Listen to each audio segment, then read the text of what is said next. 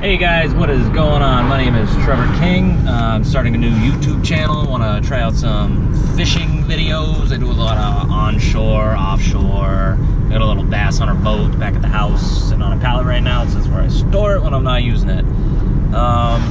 Based out of Douglas, Massachusetts, so I work full-time, unfortunately, so I have very limited time to get out there and explore new lakes, but I try as much as I can to get out on the water, and I'm open to trying different lakes if I have some time. If anybody wants to like suggest some nice spots to go, or I can film a good video, catch some fish. I don't have a favorite style of fishing per se so far.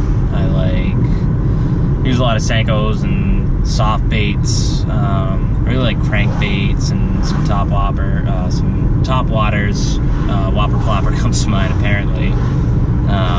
My favorite so far is the 90 yellow face Whopper Plopper. I actually just purchased a couple of the 130s, but I haven't even thrown those out on the water yet. Hopefully catch some big boys on those. We're gonna try some fishing today. Hopefully we'll catch a couple fish and we'll get them on the GoPro, and we'll get it up on the old YouTubes.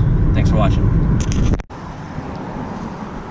So I know what I have going on right here is wrong. I'm using fluorocarbon line on a topwater bait. And the problem with that is that fluorocarbon sinks, which kind of ruins the action. The Whopper Plopper, as it digs that head down into the water, you don't get that bubbly trail. You're going at a nice slow steady pace as if you were using like a lighter braid, 10 to 20 pound braid. Probably be better for something like this, but I already have it tied on, so I'm not really going to change it. You can kind of get the action you're looking for by kind of chugging it along or giving it a quicker pace. Hold your rod tip up high and you'll get your nice bubbly trail.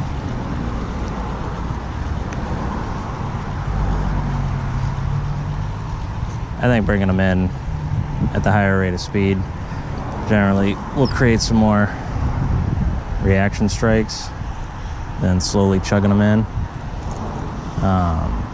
Everybody fishes different. I fish different, depending on my mood, where I am, what the weather's like, how the fish have been biting that day. It doesn't slide through as easily as braid. Like when you're frogging, generally when I'm frogging, especially in thick stuff, I'll use like 65 pound braid, a nice 7-foot medium heavy fast action rod. And I like to use the braid. It'll sit on top of all those pads and all those weeds. We'll call it vegetation. I know a lot of people don't like to call them weeds. They're not really that much of a nuisance. There we go. Got him. Just bring him in. Bring him in. Nice little guy.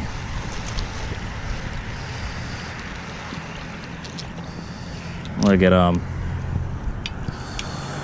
It's a cute little fish right there.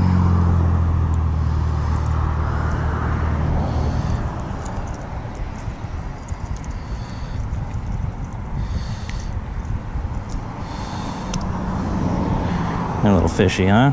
Not bad. Alright, there you go. And he's off. We'll get right back out there.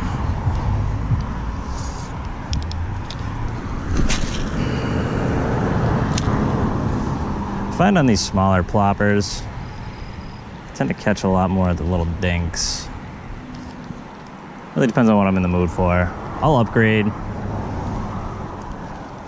my baits, my lures, if I'm really feeling like I only want to catch some hogs. But if I'm just coming out fishing just to catch a few, I really don't care how big they are. Just want to feel the tug on the end of my rod. I'll just continually throw the same bait as long as it's catching fish. I really don't care. When I cast this far out, like I said on the fluorocarbon, it kind of ruins the action of the plopper. I like to use these short little twitches of the rod to kind of get the that spinner on the tail moving. I really grab the attention of the fish nearby, get it in, and then I'll just slowly start to reel in. Get a good bubble trail going, make a lot of racket, really get the attention of these bass that are out here. Just move over to the next little alcove from where we were fishing, probably try and hit some of this grass over here. Those reeds over there look pretty tasty. Just try not to get hung up in them. Infamous for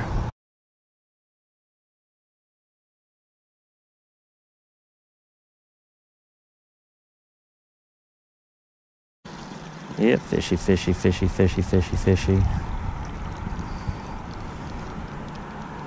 I like this little spot. I'll come here every now and then, early in the morning on my way into work, probably around 4:30, 5 o'clock, just before sunrise, and I'll stay here till just after sunrise, till I'm just about to be late for work. That's when I'll take off.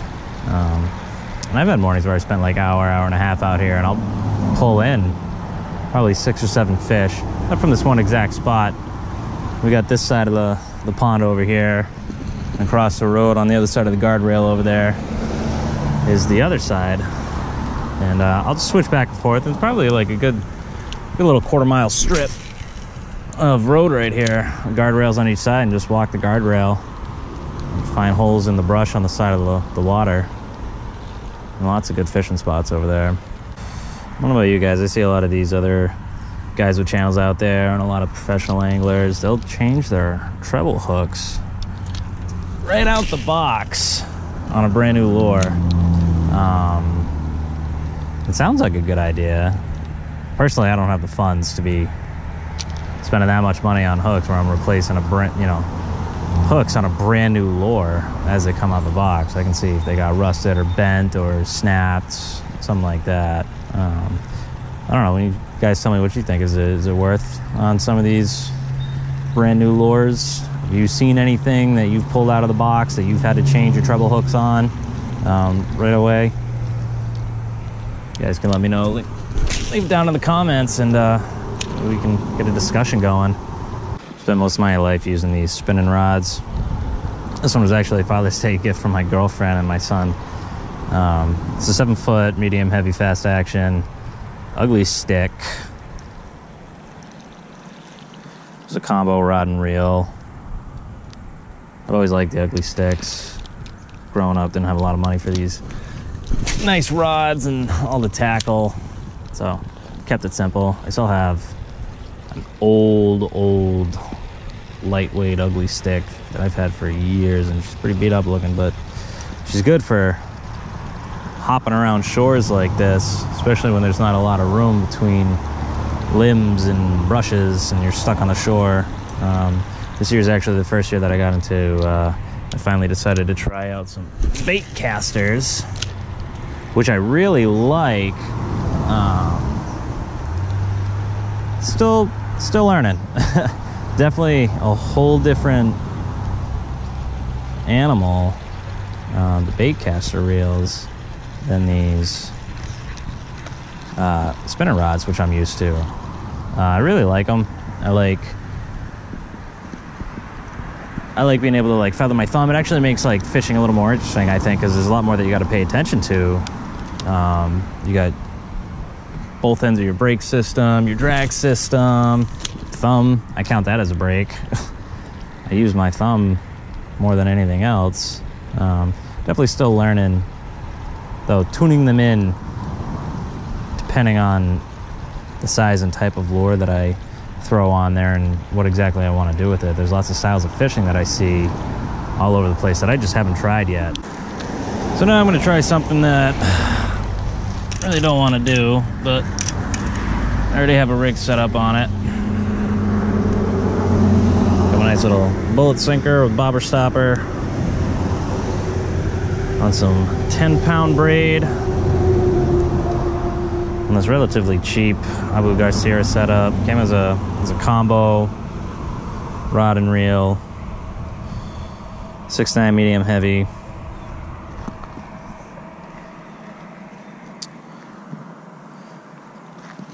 Reel's not bad. I think it's a 511. I don't remember. I'm gonna have to look at the box. Read up weedless over here. Sink down a bit. Got a pretty heavy sinker on there, so we don't have to let her wait so long to float down. Just pull her up and let her fall back down. Play her along the bottom. 5-inch Yamasenko, and I'm not gonna lie, I forget what color Senko it is. I saw my favorite color Yamasenko so far is the baby bass color.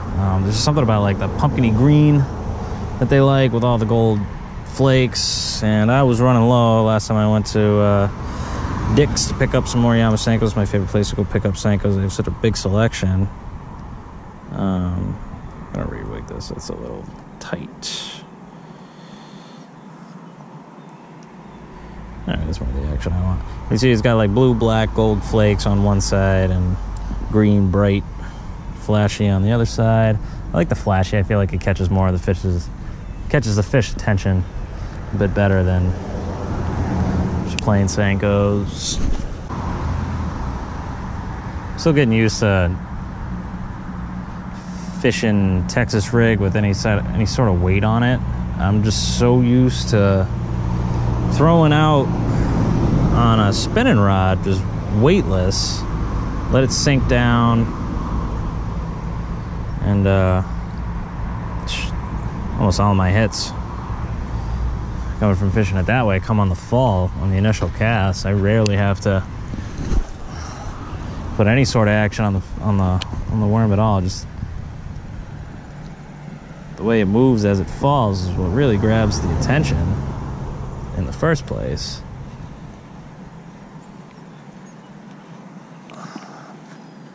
But I'm trying to force myself to learn new ways to fish, different ways to present the same types of lures, and different rigs. I really enjoy learning all the different rigs and how to set them up. It's a bit overwhelming sometimes, if I'm going to be honest, but definitely still interesting. Between all the different types of drop shots, and this guy says to do it that way, and that guy says to do it this way, and try to watch videos on how to do it, and everybody's just got their own opinion, which is fine. Everybody works for them, but for somebody trying to learn with like nobody to actually guide your hand through it, I guess the best way is just, you know, keep picking different ones, trying one, find what works for you. That's the way I've been doing it. I'm catching fish all season long, so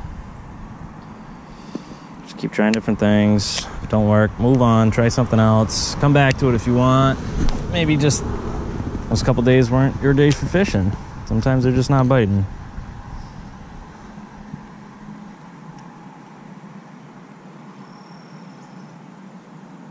I'm gonna try and move it fast, give it a good like swimming action. Maybe we can get some reaction bites out of this grass down here.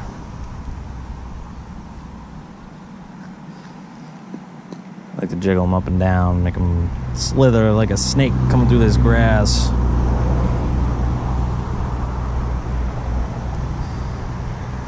It's actually the first time I've successfully rigged up this weedless Texas rig, weighted. I actually found these bopper stoppers in an old tackle box of mine.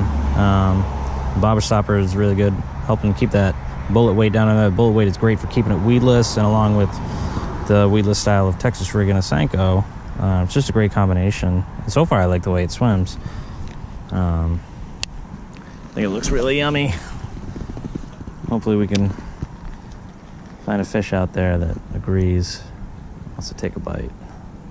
Still even learning new ways to like twitch my rod and move it around and see how that affects my bait movement.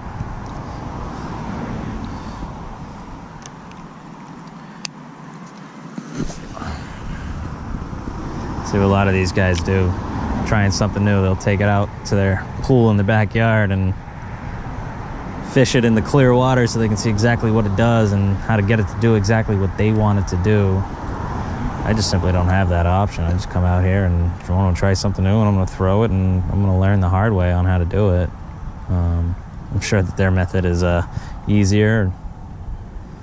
Probably catch them a lot more fish, a lot quicker than trying to learn it on the fly. Not really knowing what your bait's doing in the water.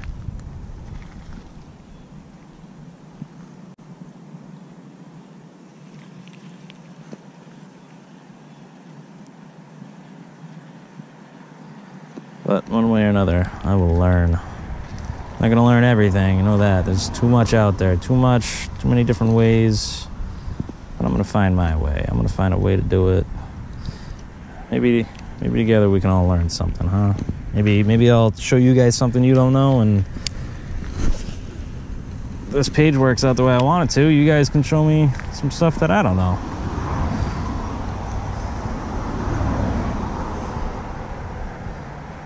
Just trying to make this fishing experience a little more fun.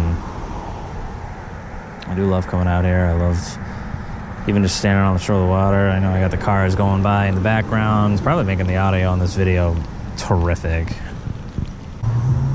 Another one thing I love about braid is how not stretchy it is. It's great for ripping yourself out of weeds, and if you get hung up in the grass, you can just tear your line out of there.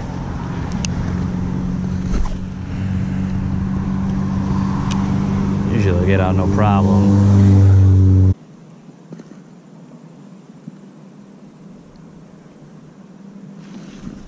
Nope. We missed her. She was a nibbling. Another thing I gotta work on. I miss a lot of fish because of poor hook sets. I don't know, maybe my Senko being all droopy down the way she was, or maybe had something to do with it. I don't know if she was like that after she hit the water.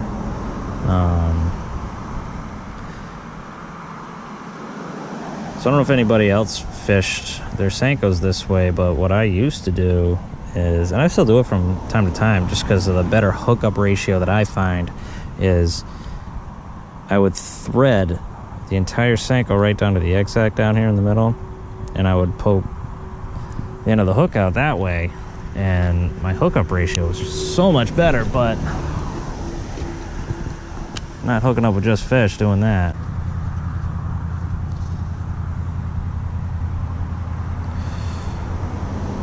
I'm gonna give her one more before we bite the head of her off.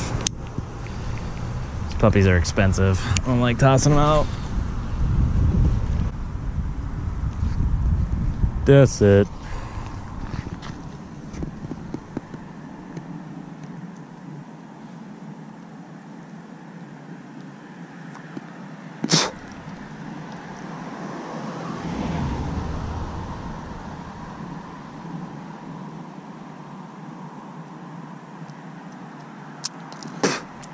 Weedsy. But a nice nifty little trick. Keep your baits from continuing to slide down the hook like that and annoying the hell out of you. And you're just shoring it up about a quarter inch at a time, so you can do that, you know, until you got almost no bait left. That really it. They're between $6 to $8 for an 8-pack. You know, save yourself a little bit of money by doing something like that instead of just throwing it away. Or even switching from a Texas rig to a wacky rig. Will help you save some money, you know?